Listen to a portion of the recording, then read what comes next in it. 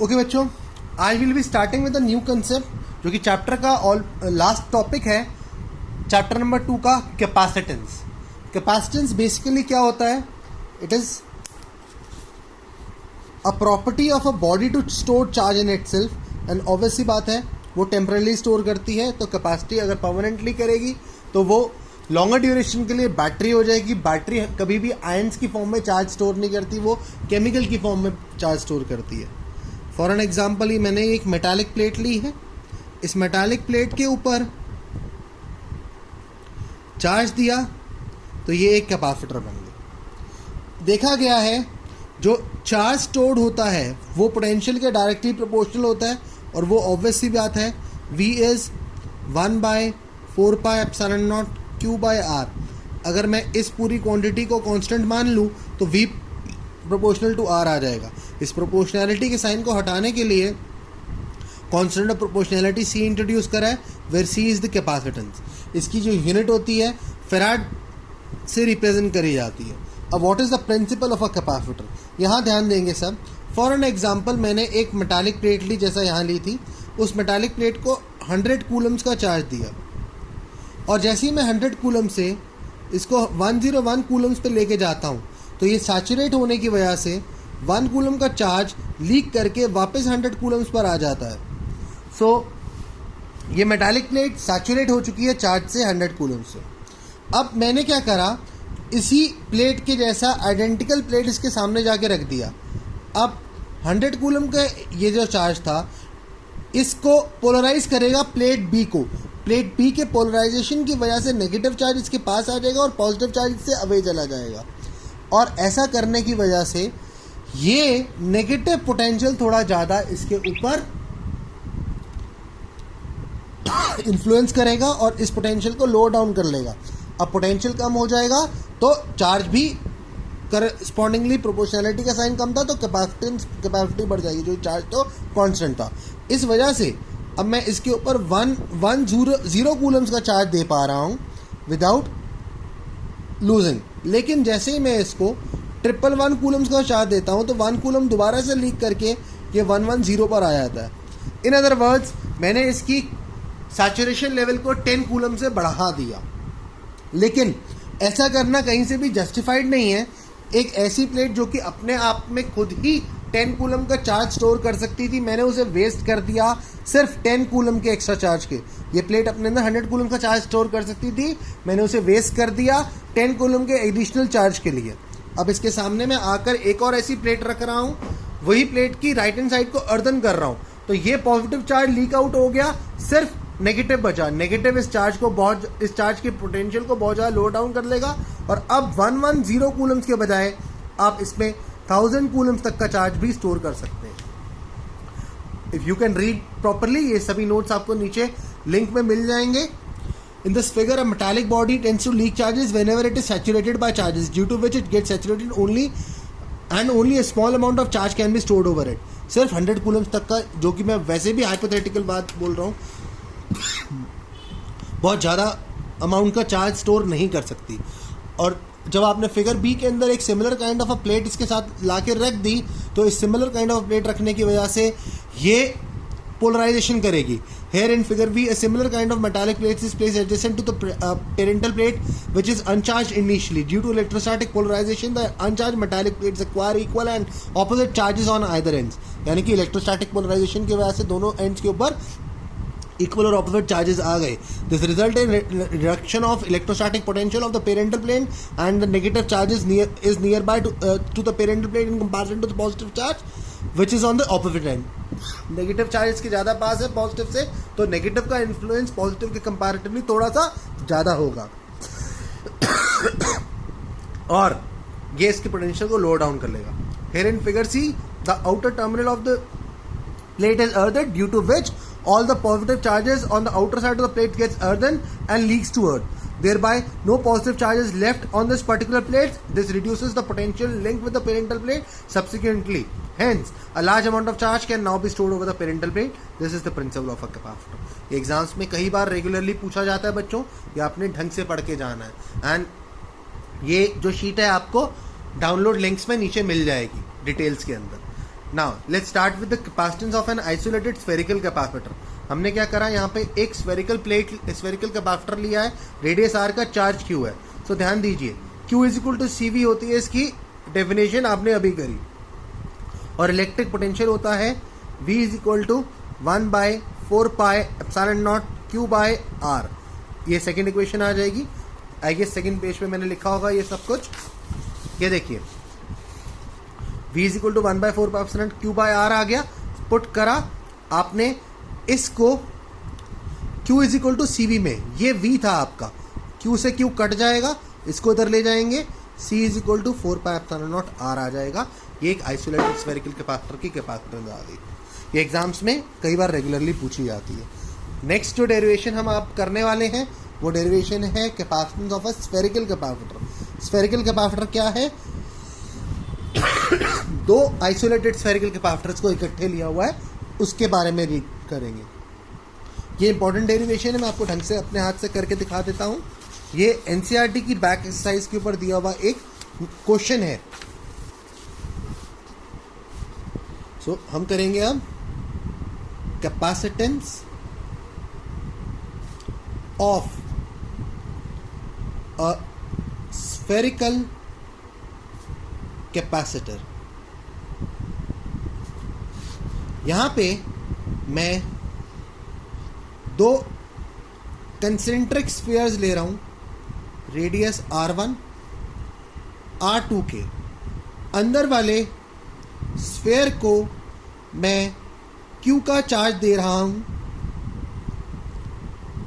और due to polarisation, अगर ये Q चार्ज था, इसने ही नेगेटिवली इसको पोलराइज करा और बाहर वाली प्लेट को आप अर्थिंग करके सारा चार्ज लीक आउट कर रहे हैं। से इसने V1 का पोटेंशियल कैरी करा, इसने V2 का।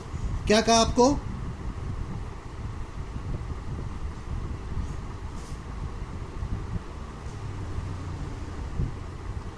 Let us consider two concentric spheres of radius R1 and R2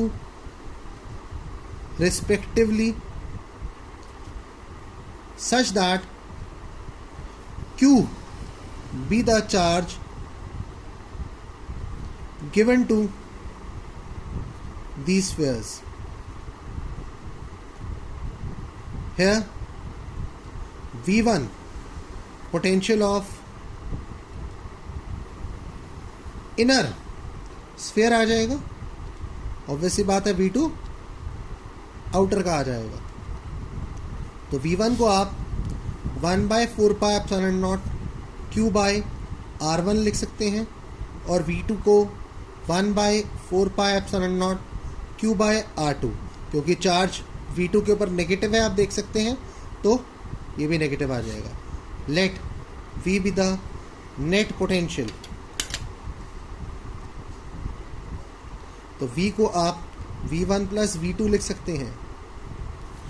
सो यहाँ पे पुट 1 and 2 इन 3 आ गया, तो V becomes 1/4 pi epsilon naught Q by R1 plus negative sign के साथ Q बाय R2 आ जाएगा।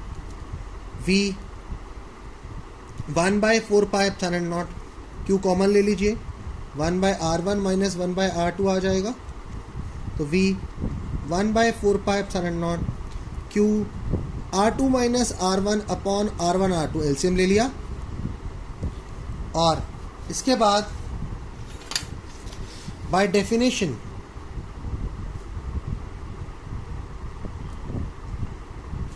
ऑफ कैपेसिटेंस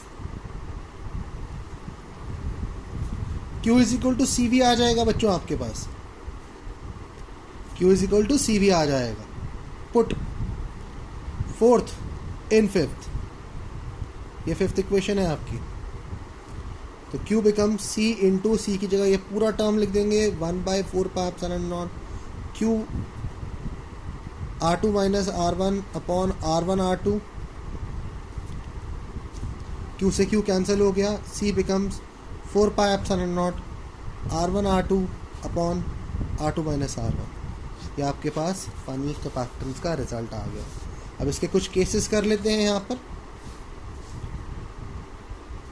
फर्स्ट केस में R1 को R, R2 को 2R मानेंगे, यानी कि इस वाले फॉर्मूला के अंदर हम R1 को R, R2 को 2R पुट करेंगे तो C becomes 4 pi epsilon not, R1 की जगह R, R2 की जगह 2R minus R, 4 pi epsilon not 2R square upon R, R से R कट गया, 8 पाई एप्सिलॉन नॉट R आ गया, यानी कि कैपेसिटेंस आइसोलेटेड स्फेरिकल कैपेसिटर के कंपैरेटिवली बढ़ गई यहाँ पर। सेकेंड केस करते हैं ऐसे ही, R1 is R, R2 is 3R, तो C becomes 4 pi epsilon naught R 3R upon 3R minus R, 4 pi epsilon naught 3R square upon 2R, R से R कैंसिल हुआ, ये कैंसिल होके 6 pi epsilon naught R answer आ गया। And so on. आप इसका एक और केस अपने आप घर पे करेंगे बेटा। R1 को R ले लेंगे और R2 को आप ले लेंगे 4R, जो रिज़ल्ट आएगा वो आप मुझे नेक्स्ट क्लास में कन्वे करेंगे बेटा। आगे बढ़ते हैं। Capacitance of a parallel plate capacitor. एक पैरेलल प्लेट कैपेसिटर की कैपेसिटेंस निकालना चाहते हैं हम यहाँ पे, जहाँ पर क्या करा गया है, दो प्लेट्स, जैसे कि आपने पिछले के अंदर उस प्रिंसिपल ऑफ अ कैपेसिटर में पढ़ा था, उसी को लेके हम आगे बढ़ने वाले हैं। एक पैरेलल प्लेट कैपेसिटर स्टडी करा, एक प्लेट को चार्ज दिया गया,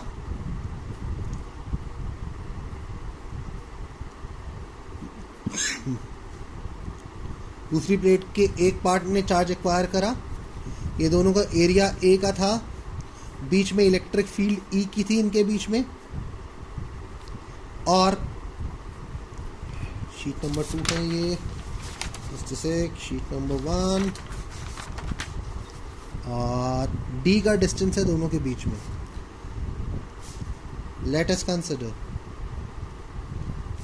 2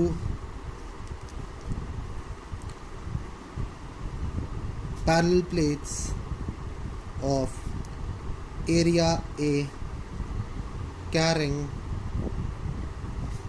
charge Q distributed uniformly over these plates with a surface charge density sigma such that Q को आप सिग्मा इंटू ए लिख सकते हैं। Now by relation of electric field between the plates of two unlike but equally charged ones, तो वो formula आपने पढ़ा है सिग्मा बाय एप्सिलॉन नॉट, ठीक है। Now by relation between electric field and potential, अब ध्यान दीजिएगा बेटा, ये रफ वर्क है। V होता है के क्यू बाय आर और E होता है के क्यू बाय आर स्क्वायर, तो यहाँ पे E को मैं K Q by R into 1 by R लिख सकता हूँ, ये V बन गया, E becomes V by R, ये फॉर्मूला। इसी फॉर्म में मैं यहाँ पे V को अगर पोटेंशियल मानता हूँ इसका, D को डिस्टेंस, तो क्या मैं E को V बाय डी लिख सकता हूँ, क्योंकि मैंने इस रिलेशन के अंदर अज्यूम करा है कि मेरी इलेक्ट्रिक फील्ड E है, पोटेंशियल V है और डिस्टेंस D का है। नाउ सेकेंड को थर्ड के साथ इक्वेट कर देते हैं, V by D sigma by epsilon naught आ गया आपके पास, तो V का formula sigma D by epsilon naught आ गया, इक्वेशन नंबर 4 आ गया। By definition of capacitance.